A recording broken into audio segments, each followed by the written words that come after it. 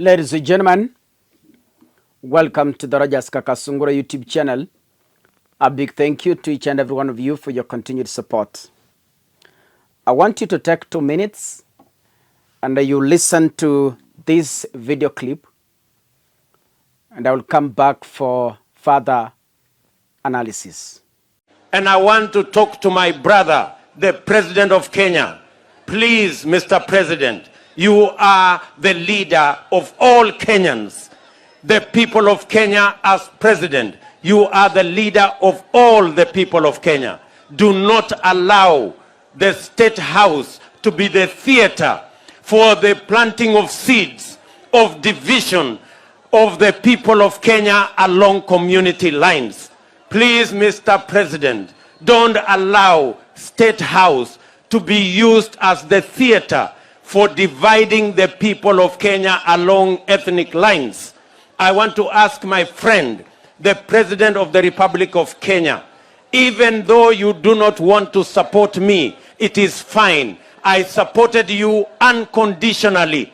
My friend, Mr. President, please do not allow State House, do not allow the office of the President to be the arena where falsehood, where propaganda, where negative ethnicity is being propagated against me as your deputy. My friend, I stood by you when no other person was ready to stand by you. I supported you when your friends, the friends you have today, were against you. Please, I am asking for very little. Please don't allow State House to be used as an avenue for propaganda to spread falsehood that we were involved in anything with a man of Kitendawili to impeach you or to bring down your government. Nothing of that nature. Nothing. And you know it, my friend, Mr. President.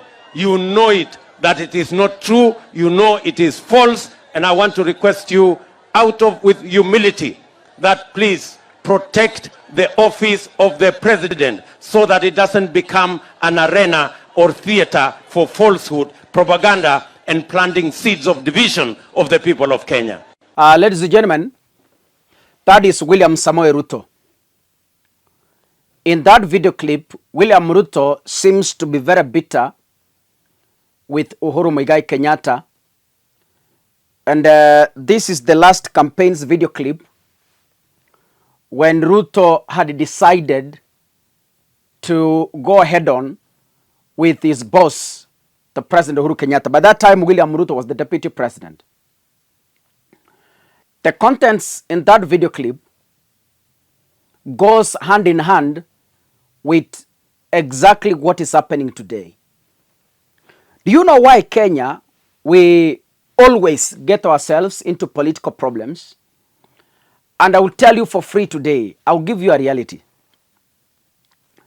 Kenyans are easily moved with sympathy. Easily moved. We do not take into consideration the tribulations of this person. Before he comes to cry to us, what has he done as an individual that has brought him to the situation where he is crying to us? I'll give you 2 examples, and I will use William Ruto and Rigathi Gachagua. William Ruto got himself into the problems that he was undergoing through. Number 1, he had an ambition of becoming the president, but he got impatient.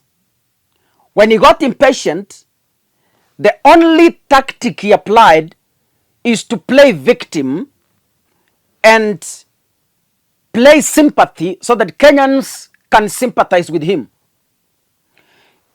Ruto even cried in church. Machozi.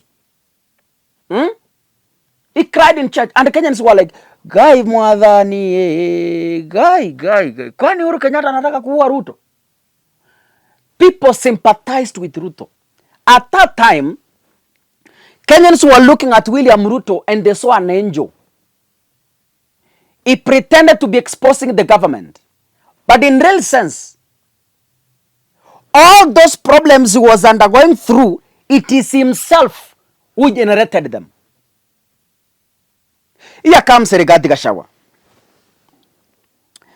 Rigathi Gachagua brought himself the very problems he is undergoing through. It is Rigathi who openly said Kenya Kwanza is a company government, that Mount Kenya has more shares than other regions, so they should benefit. It is the very same Rigathi Gachagua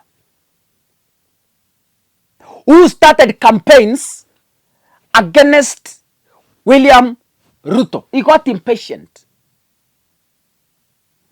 It is the very same Gachagua who started divisive politics by dividing the mountain himself, abusing Uhuru Kenyatta, attacking Uhuru Kenyatta, and chasing away young leaders from his circle, like the likes of Ndende Nyoro, Kimani Ichung'wah, and the rest.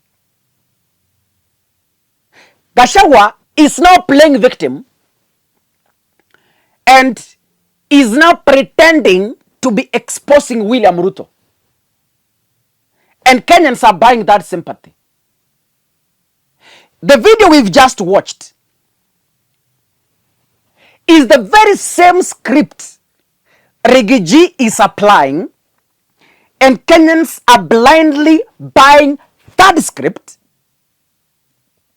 Kenyans, we have forgotten that this is the very same tactic William Ruto used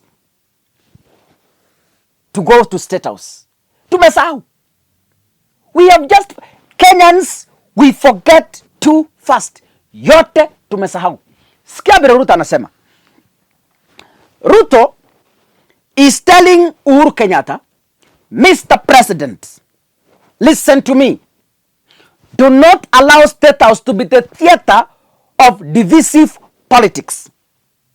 Do not allow State House to be the theater of propagating propaganda and malice against me as your deputy president. Ladies and gentlemen, when William Ruto came into power, he is on record saying he will never ever allow his deputy president to be humiliated. He is the very same person who is using State House as a theater to propagate divisive politics against Gachagua. So this is the reality as I conclude. Ruto is using the very same script Uhuru Kenyatta used against him. Tuko pamoja. Uhuru was the president. Ile script Uhuru used as the president to intimidate Ruto, his deputy, is the very same script Ruto is using as the president to intimidate his deputy, Rigathi Gachagua. On the other hand, the very same script of sympathy that William Ruto used to dupe Kenyans, to hoodwink Kenyans, to con Kenyans, is the very, very same script Rigathi Gachagua is using to con Kenyans. Rigathi is crying now. Rigathi is saying ameonewa. Rigathi is saying amefukuzwa. Rigathi is saying kwa sababu anaongea kweli ndio maana anafukuzwa. The very same things William Ruto did. Kenyans, do not be hoodwinked into that sympathy. Reject. If we are to heal this country, musikubali kurudia makosa. Mulirudia makosa kwa William Ruto, lakini tena murudia kosa kwa Gachagua. Oh, Waswahili wanasema kosa si kosa, lakini kurudia kosa ndilo kosa. Wa Kenya mulidanganywa na Ruto, mukamwonea huruma, mukafanya kosa. Tena munataka kurudia hilo kosa kwa Rigathi Gachagua. Kitawaramba. God bless you. Ladies and gentlemen, as you watch this video, there is a young lady who is requesting for our support, Haifon Kimeumana. Haifon is a student at Kisii University. She did her exam in 2017. 7 years down the line, she has never graduated. It feels bad. It is traumatizing. It is depressing. And it is stressful. She has come to us and she's crying to us, please help me graduate. You can put aside your 1,000. You can sacrifice your 500. You can sacrifice your 5,000. You can sacrifice your 10,000. We help our young lady graduate, and she will also help other people in the near future. God bless you. See you in the next video. Asanteni sana.